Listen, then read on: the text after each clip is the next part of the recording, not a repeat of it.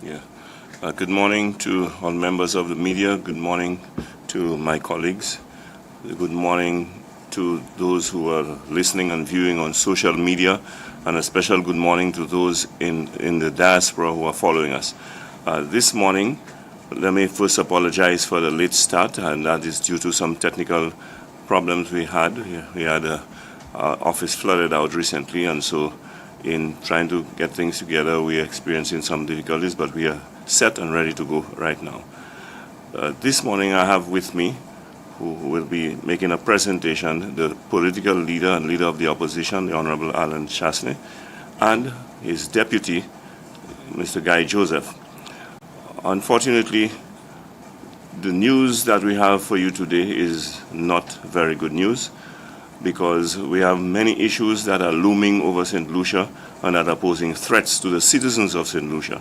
We will deal with two of those issues this morning, one of which is the CIP program, and you will want to know a little more about what is happening and the threat that we are facing currently, and that will be presented to you by the political leader and leader of the opposition.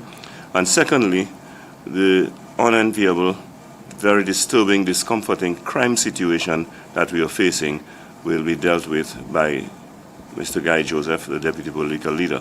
But to start off, I will invite Honorable Alan Chasney, the leader of the opposition, to make a presentation on the CIP program.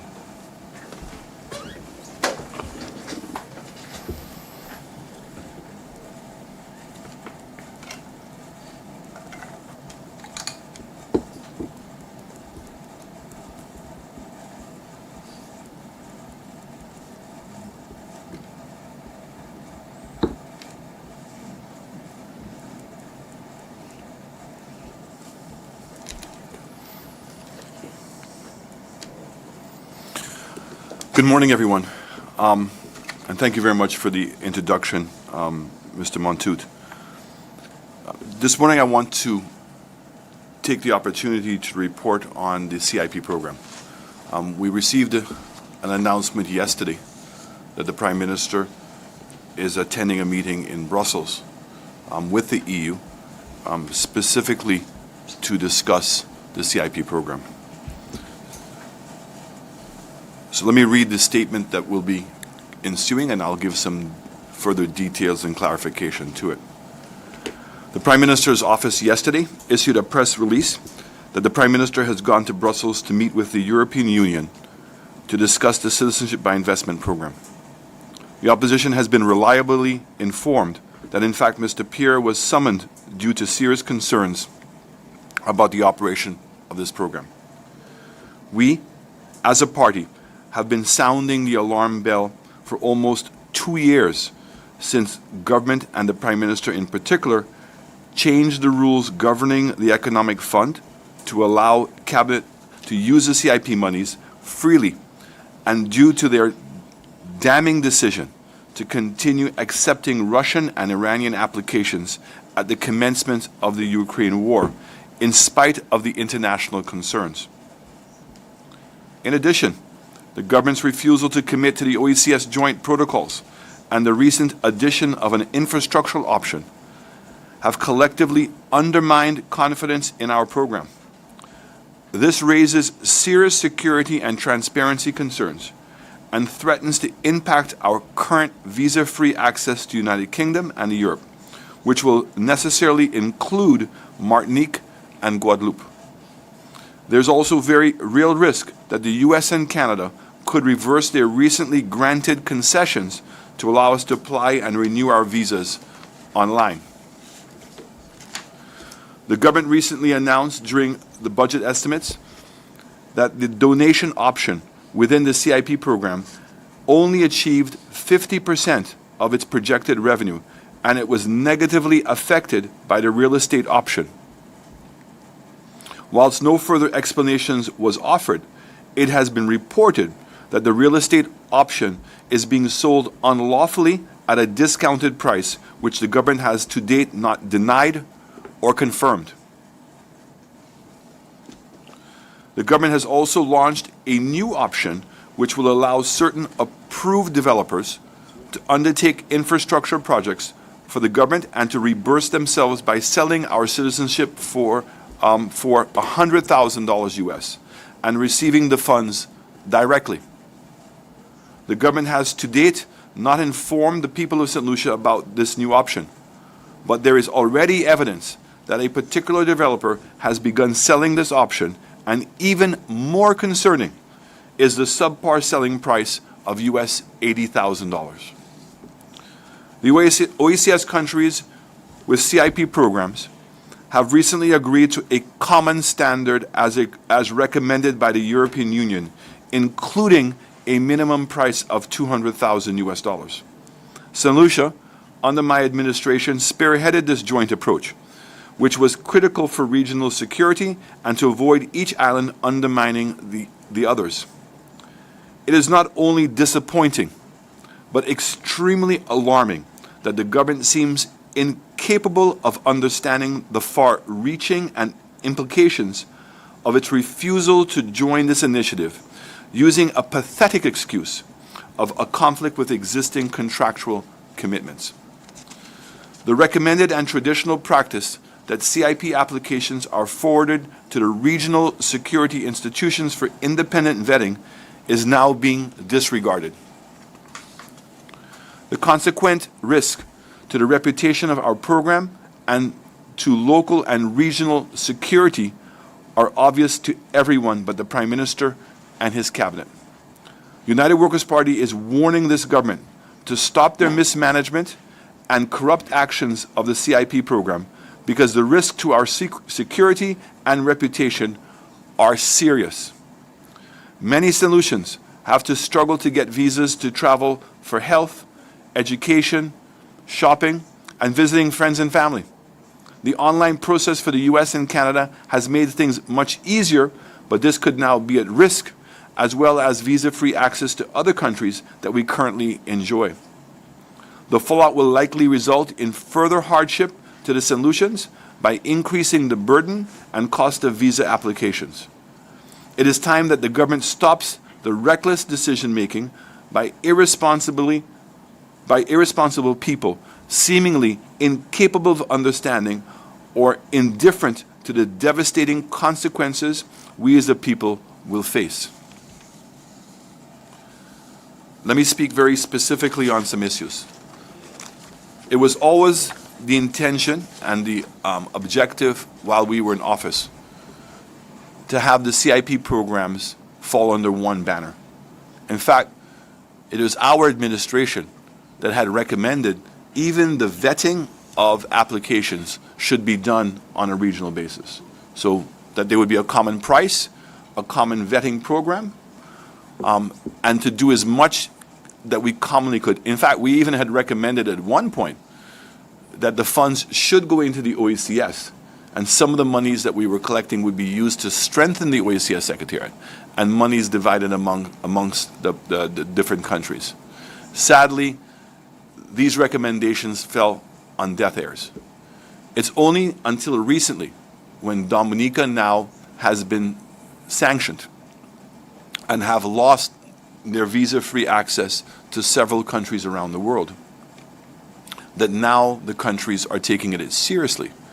And so, while the joint approach, in my opinion, doesn't go far enough, it's certainly a move in the right direction. And one of the critical things is on agreeing on a common price of $200,000. So one, a common approach towards security background checks, and a common approach towards the revenue that we're going to collect. That there should be an elimination of unlawful practices. There's a history in this region of some persons who have been given the approval to sell the real estate option, that what they have been doing is selling it underpriced. So creating a scheme where persons can buy their real estate option and be financed. So they give a down payment of about $120,000 and they're granted their citizenship. The countries either have been oblivious to what has been taking place or have deliberately ignored it. So the result is a person can get a real estate option that's supposed to be sold for $200,000, and are purchasing it for $120,000. It means you get your citizenship and a real estate option for a price of $120,000. So when the Prime Minister says that in the last budget cycle that our donation program, so the donation program is for $100,000, and that $100,000 goes directly to the state into the economic fund, that it underachieved what it was supposed to do by 50%. And he specifically said that it was the real estate option that undermined it. There have been reports that our real estate program has been selling the program for less than the market value, for the face value of what it's supposed to be doing. And that's why we've seen a shift. The government now has introduced, by the way of an SI, gazetted, that they have started an infrastructure program. The way that the infrastructure program would work, from what we understand, is that a company would be identified and they would agree to do infrastructure projects for the government. They would fund it, and that they would then reimburse themselves by selling the citizenship program, and that they would sell it for $100,000. And that $100,000, instead of going to CIP, would actually go directly to the company that was identified to do the infrastructure program. I have evidence on hand to show that that company is selling the program in the market right now for $80,000. So we think that this is going to actually erode the donation program with the government even more, but certainly brings up significant questions as to whether in fact that this can be done lawfully. Why do I bring this point up? There currently is a lawsuit by a company against the government of St. Kitts and Nevis, where they were participating in a citizenship by investment program, and the government of St. Kitts and Nevis, it is alleged that they were allowing a similar program to occur, meaning that a person who could sell the program was underselling the program in the marketplace. And the question again was risen, did they knowingly do that, or were they naive, or did they pretend they didn't know? So this company is suing the government for fraud. It has also raised the question legally, if somebody obtains a citizenship program in an unlawful program, have they genuinely obtained citizenship? I don't have the answer to that question, but it's an appropriate question to answer. So let me be very clear. If in fact the program that you obtained your citizenship under, that the legal price is $200,000, and you obtain it for $120,000, have you obtained legal citizenship? That's a very important question that's going to have to be answered.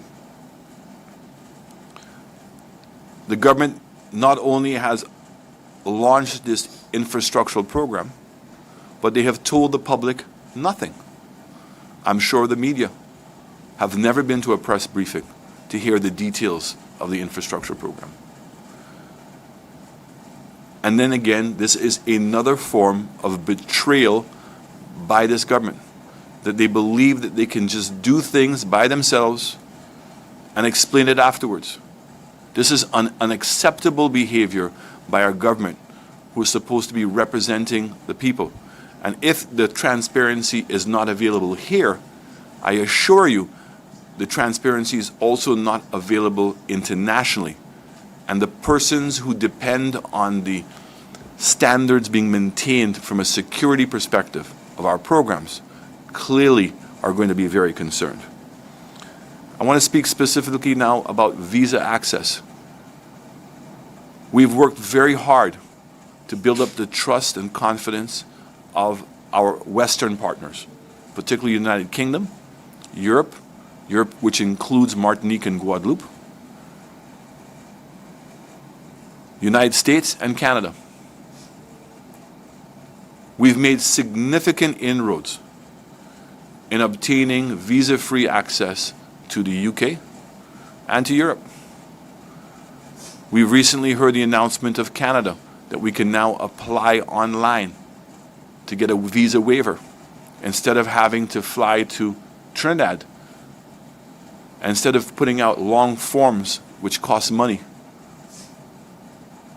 With the United States, if you already have a visa, the renewal of that visa can be done online, saving a significant amount of money and time. Having to fly to Barbados, overnight in Barbados, FedEx back your passport once you've gotten it. All of these benefits are in jeopardy if we continue to mismanage our CIP program. The mismanagement of the CIP program will raise significant concerns about security. This is particularly important when we've understood that the process of sending all of the applications to the RSS and impacts has not been happening.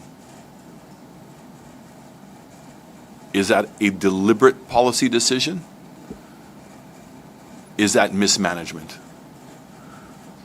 The result of both of them will undermine the reputation and the confidence that those countries who give us visa-free access will have in our countries.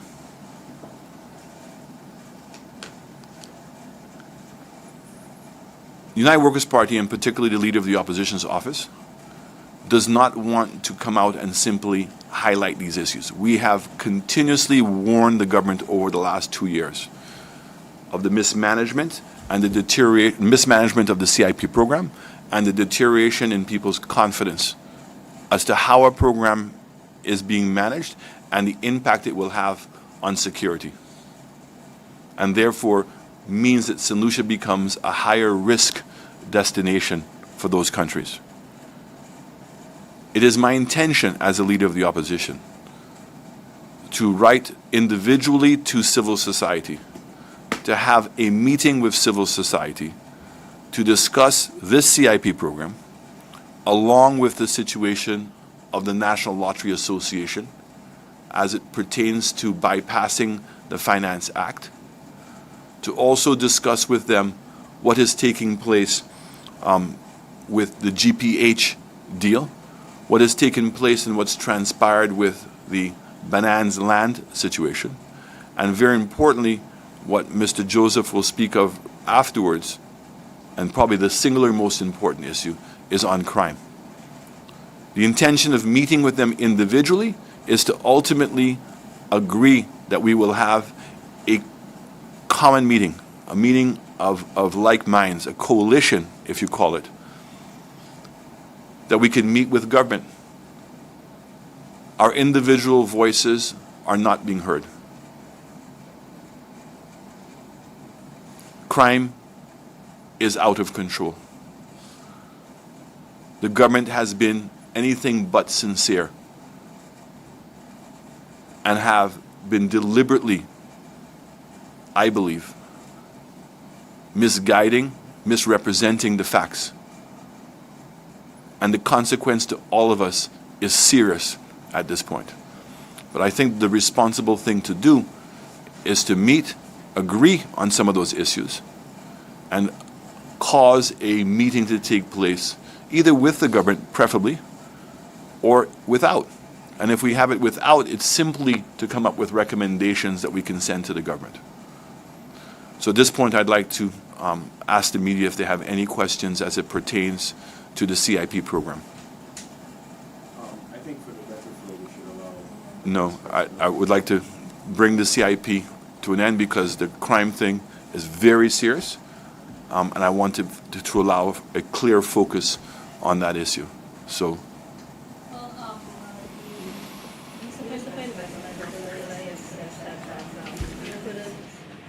Agreed to one of the clauses in that MOA because of the commitments, the legal commitments that they already made.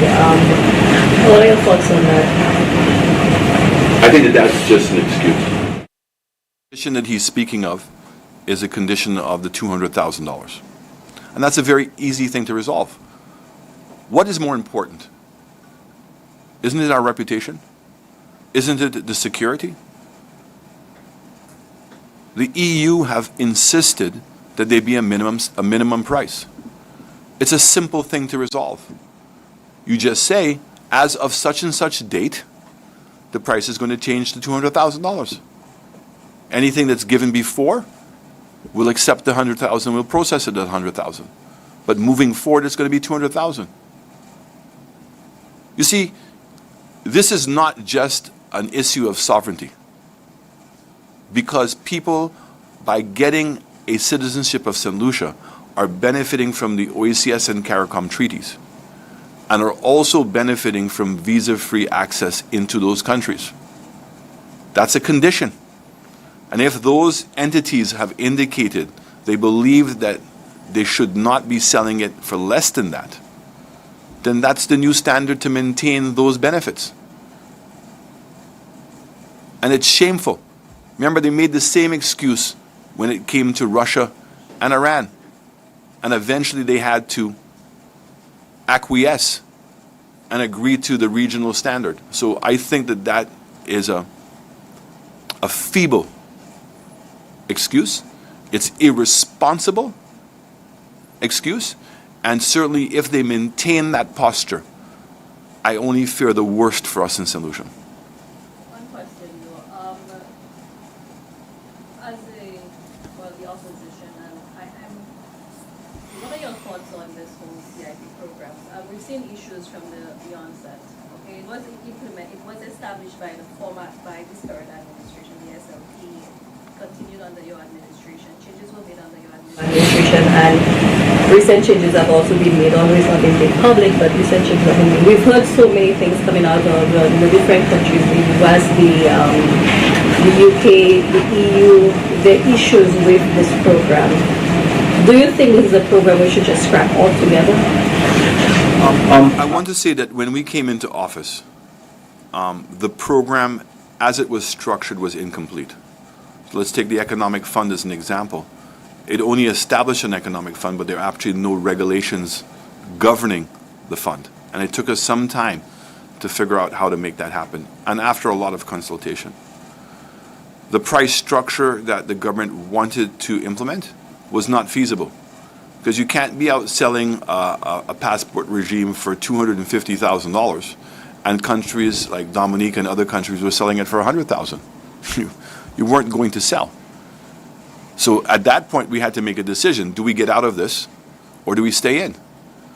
So what we did is we matched the prices in the marketplace legally, and we continued to try to work with the other 4 CIP countries on agreeing on raising the prices. But what St. Lucia is being accused of right now was taking place in other countries. In fact, in 2 other countries, because it was competition to the bottom. That's what everything was being driven to the bottom. So your question as to whether this program should continue is very important. If in fact there can be a coalition and we can agree on common standards, and that we can give in the assurance that there is an independent evaluation of the security, I think that that would go a long ways in comforting the Americans, the Canadians, UK and Europeans and everyone else around the world. And I think that the monies can be used to a very positive purpose. When we created the economic fund, the money was supposed to be used either for capital projects or for reducing government's debt. This government came in and within the first 2 weeks, you'll remember, amended it to allow any project that is approved by cabinet. We saw in this budget that more than half of the money that was collected in the economic fund was used for recurrent expenditure. I want everybody to understand that. The revenue that government declared and celebrating this surplus, almost half of that surplus came from CIP. The remaining amount of money that came for the surplus budget came from tax gouging, maintaining a higher excise tax on gas, reducing the subsidy that they had on cooking gas and on other items in St. Lucia. So the surplus is not really a surplus. But on this CIP issue, I agree with you. If in fact that we cannot find a formula that's transparent and that is working in the best interest of everyone, then as a party, we're going to have to sit down and determine what our policy will be on the CIP program. And I assure all St. Lucians that we will arrive at a position before elections. I think we have Elvis rearing to go in the back. So, we are still on the subject of the collective agreement by all CIP countries. What are the benefits of signing on to this treaty, and what added benefits? You mentioned having CIP applicants being vetted by all 4 countries, despite what country they want to buy into.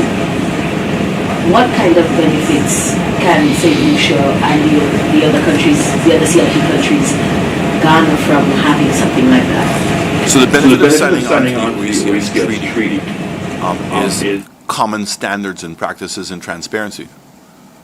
So what you want to know is that everyone is vetting all applicants the same way, and that there's an independent entity that can provide the veracity that that's taking place. The veracity meaning can independently confirm that everybody is going through a vetting process equally. If somebody wants to appeal, that there should be an appeals court, if you like, for the OECS. Because remember, we have freedom of movement within the OECS. And that was the issue that when we first came in and decided to support the CIP program, because if you already have St. Kitts, Dominica, Antigua, and Grenada in the program, then you're in it. Because all those persons who become citizens of those countries benefit from the freedom of movement within the OECS level. So in that case, there should be a common standard among the OECS countries, including the price.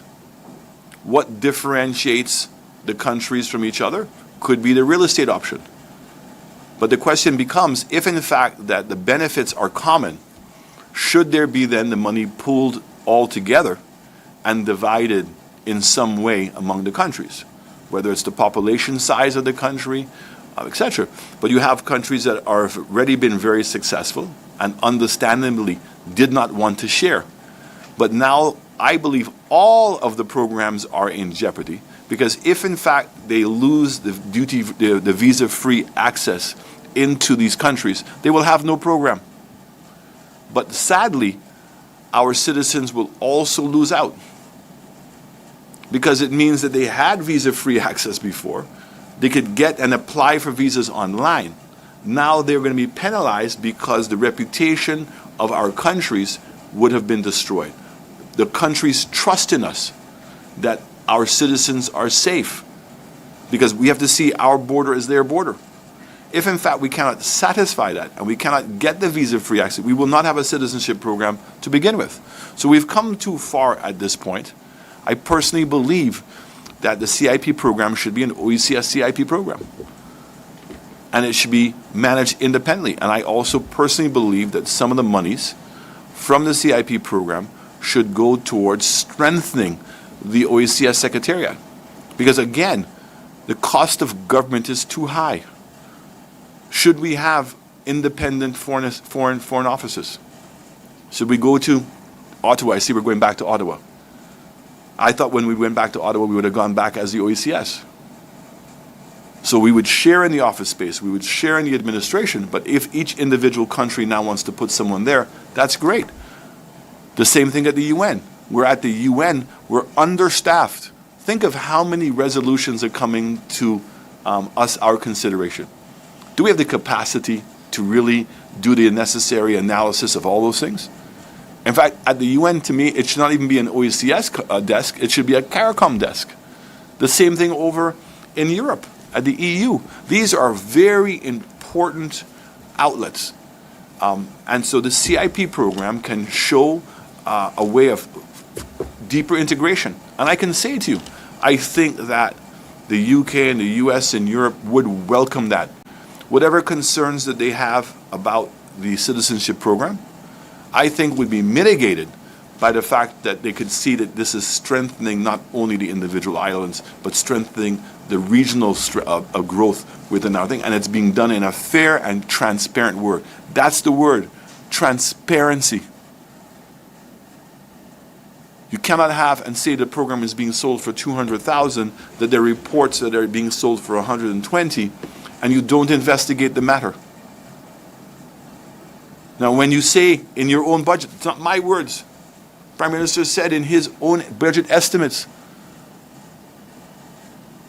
that his donation program was bastardized, was reduced, was affected by the success of the real estate program. That's his own word. So what are you going to do about it? Why did that happen? No explanation. And I know that there are people who have written to the Prime Minister and to the Minister of Investment, clearly indicating what is taking place in the marketplace, clearly indicating the impact it's having, and more importantly, clearly indicating if in fact it continues, what is going to be the fallout of this practice.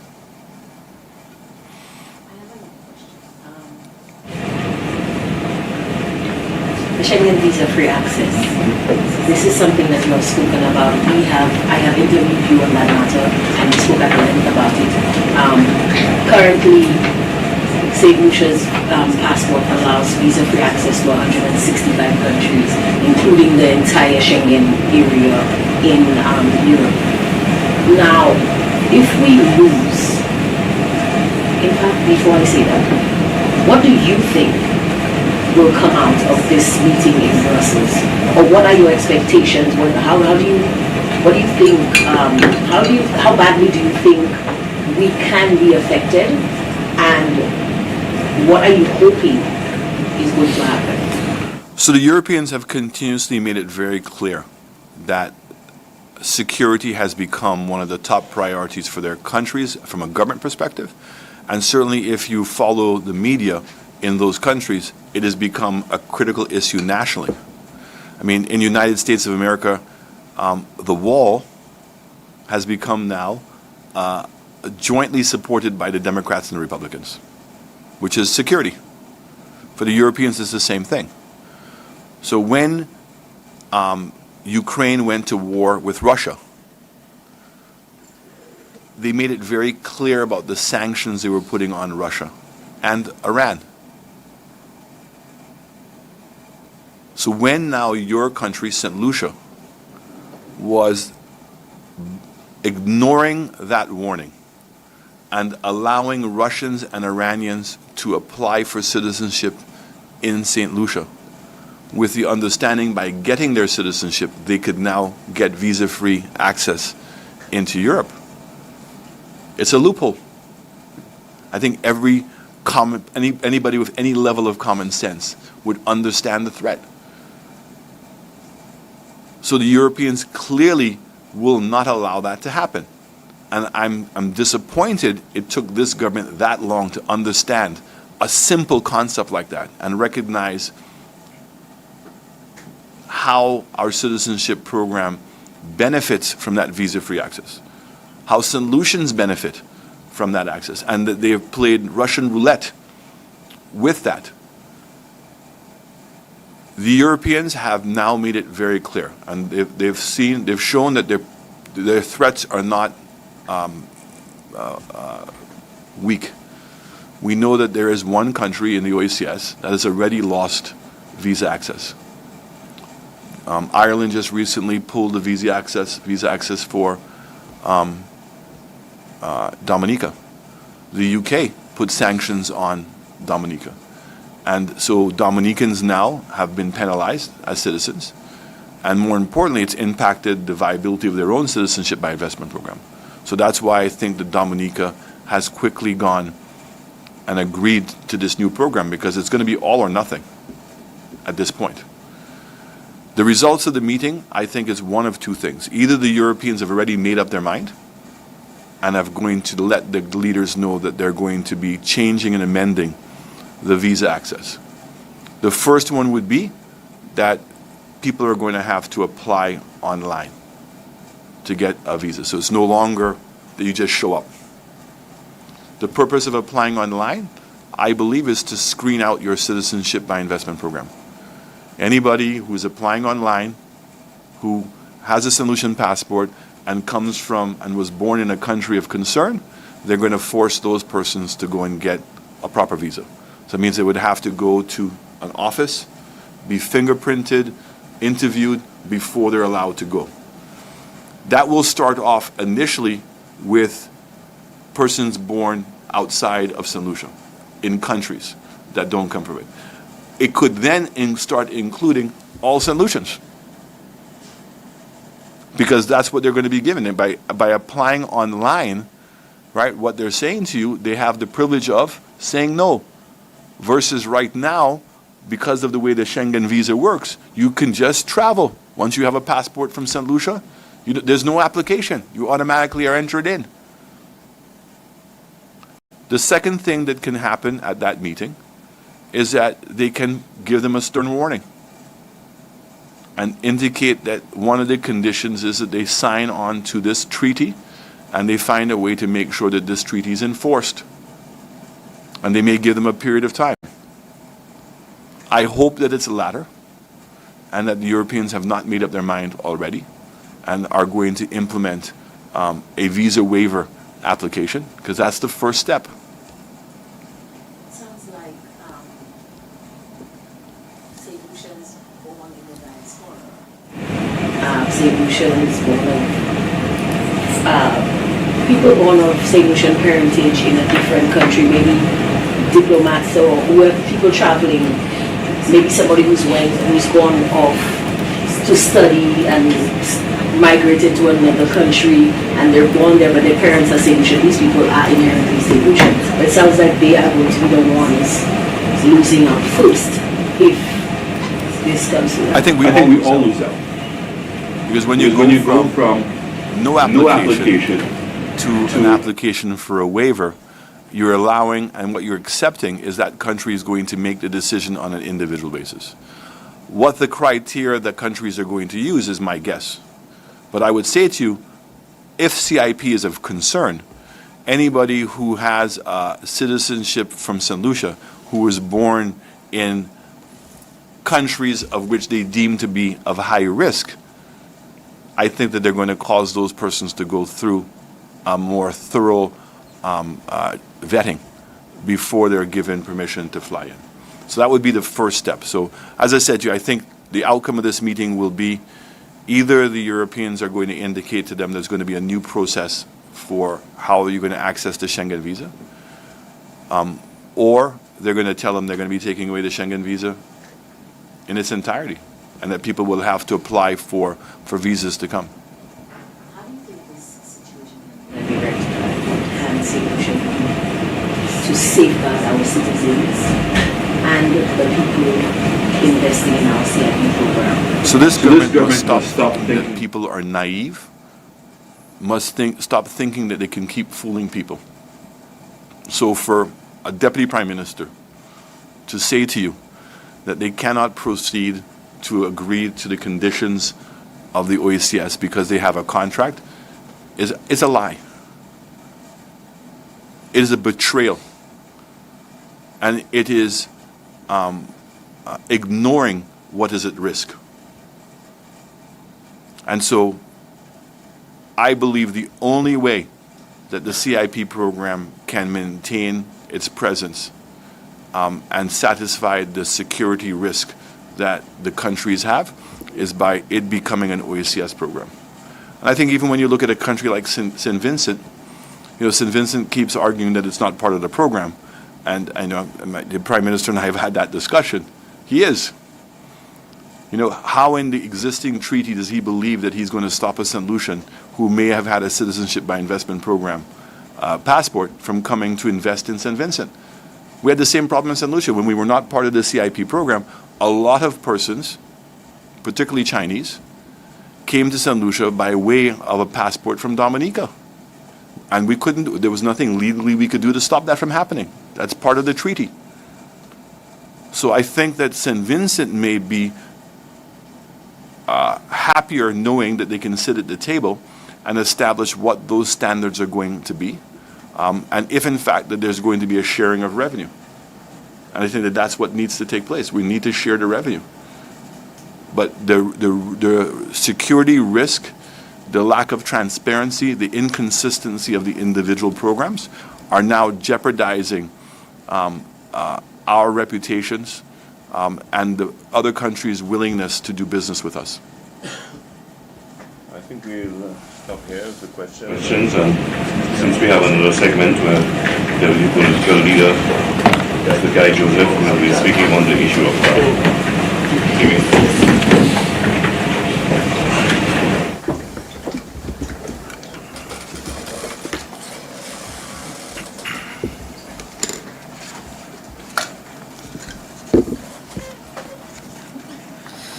Good day to everyone. This is indeed a very touchy subject, the subject of crime. And while many in our society continue to say whenever the issue of crime comes about, we should not politicize crime, I don't know how we can deal with the crime situation and not bring the politicians who are responsible for the affairs of the country into play. And so while we as opposition will speak to this matter, this is not a matter of politics. This is a matter of national interest. We have seen and we have heard enough over the last couple of years to indicate to us in St. Lucia the incapability of this government in handling the crime situation in St. Lucia. And I will highlight a few areas of concern. When we inherited government in 2016, we found a situation where none of the Coast Guard boats were working. What we had done prior between 2006, 2011 with the various radar systems, that was not functioning in 2016. It was functioning prior to 2011. We also saw a number of situations. The forensic lab was closed. There was nothing happening there. The training that was required. In fact, the building needed repairs that was not even done by the government. We saw a situation where the Venezuelans did not need a visa to come to St. Lucia. When we came into government in 2016, we addressed all of these concerns, including making sure that all the Coast Guard boats were up and running. We had a situation with the DPP office being understaffed and lacking resources. Remember, we had the Leahy law imposed on St. Lucia, and our police officers were not getting any training from the Americans. We were barred from taking part in any of the training programs in law enforcement, in crime prevention, and all of the other issues that confront us with crime. It appears to me that the gains made between 2016 and 2021, we have lost again under this Labour Party in less than 3 years in office, just under 3 years. And let us examine the discussions. we have heard the PR from the Labour Party saying that they needed information or statistics on the K9 unit. And we found that when the Labour Party came into office, one of the first things they did was to disband the K9 unit, indicating that it was too costly to operate a K9 unit in St. Lucia. Now let us examine the facts. A K9 unit which cost the country $40,000 a month. That is $480,000 a year. And the Prime Minister on several occasions have been indicating that he has given the requisite resources to the police force and highlighting the number of vehicles, motorcycles. Well, I would assume the motorcycles would still fall under the vehicles. So the transportation and the other equipment that is required. So are we to conclude that in the Prime Minister's estimation that the K9 unit was not a necessary tool for the police force in fighting crime? Now, vehicles are generally used to respond after a crime has been committed. On rare occasions, a vehicle would be used to prevent a crime. But the K9 unit was heavily involved in detecting illegal firearms, drugs, and other things that could lead to major crimes in this country. And for $480,000 a year, the Prime Minister felt that was too much money to spend on fighting crime. And I can give you 2 Hilux pickups from Beachcomber, which can be crashed 2 days after you buy them, would cost you what the K9 unit would cost for a whole year. And the returns from the K9 unit was evident that it more than paid for itself. Not that we are putting a value to crime, but if the Prime Minister is and the Minister of Finance, who also happens to be the Minister for National Security, would see it fit to disband a unit like this, then we have cause for concerns. Now we talk about major crime, and homicides come into play. We are 26 or 27. Are we sure? Are we sure what the numbers really are as we speak today? So I know yesterday it was 26, so and if there was one this morning, it is 2. We are 28. And while I heard on Newsspin that 4 months, it is not 4 months. Today is just the 9th of April. So we have 3 months and 9 days. And we already at 28 murders in this country. Now, this is a crisis situation. And we are not here gloating over this situation. UWP can win the election even if the government has crime under 100% control. This is not something to rejoice about. The situation that exists in St. Lucia is a very scary one for every right-thinking St. Lucia. That we can see that level of criminal activity within our borders. And it's the nature of the crimes that we are seeing that is being committed in this country. So we have a serious crisis situation on our hands. And the response we have seen from the government is the appointment of 3 different ministers to try and bring the situation under control. So you have a Minister of National Security, you have a Minister of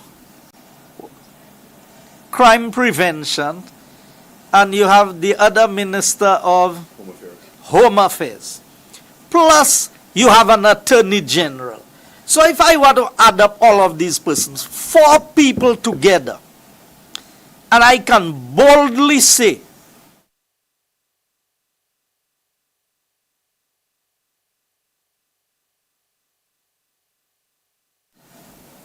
that we are paying hundreds of thousands of dollars for their salary. And let me just break it down so that every average St. Lucian can understand. The appointment of a Minister of Crime Prevention, and I said it in a previous interview, I think that is an injustice being done to the member for Micoud South. Micoud North, yes. For being given the title of Minister of Crime Prevention. I don't know what that means. I don't know that the average St. Lucian understands what that means, that a minister's title is Crime Prevention Minister. But since he became minister, we have seen the results. We have seen the escalation. So, am I to conclude that the minister is failing at his job because crime is increasing? Now, we are talking about major crimes. We've not even gone into the areas of rape, the areas of robberies, armed robberies. You know, we've not gone into prédia larceny. We've not gone into the area of the fraudulent license that are appearing by hundreds among the drivers in this country. Because are not all these crimes? So what is it that we can expect from a minister of crime prevention? So if you take the minister's salary, his permanent secretary, because all ministers and ministries will have a permanent secretary, an office from which to operate, and 1 secretary would cost more than a K9 unit. And it was quite embarrassing listening to the Prime Minister interview, during his interview, indicating that the French had given them a dog. And he laughed as if that was a joke, as if it was something comical. Now, I don't know how something as important as the recommencement of a K9 unit, where a country has gone out of its way to assist in making a donation to St. Lucia, and that the Prime Minister, I don't know what his laughter meant, but I would take it to mean that he felt giving him a dog was a joke. So why did you go and receive it in the first instance? You know, now a lot of people in St. Lucia have been asking, has this dog been trained? And if it was trained as a French dog, will it understand English commands?